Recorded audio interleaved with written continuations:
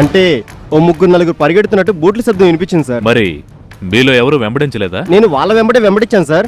కానీ ఆ చీకట్లో తొందరలో ఎలా తప్పించుకున్నారో నాకు ఇప్పటికీ అర్థం కావట్లేదు సార్. సరే, హర్షవర్ధన్ గారు, మీకెవరైనా శత్రువులు ఉన్నారా? శత్రువులంటే పర్సనల్గా ఎవరు లేరు. కాకపోతే బిజినెస్ పరంగా చాలామంది ఉన్నారు. అందులో ఎవరని చెప్పగలం? పర్టికులర్గా ఫలానా వాడేని ఎవరిని అనుమానిస్తాను చెప్పండి. నిజమేలేండి. సరే, మీరందరూ ఇచ్చిన స్టేట్మెంట్స్ని బట్టి, అక్కడ దొరికిన ఆధారాలు బట్టి త్వరలోనే కోర్టు మీద హత్య ప్రయత్నం చేసిన వాళ్ళని పట్టుకుంటాం. థ్యాంక్స్ అండి. Welcome sir. వెళ్ళొస్తా.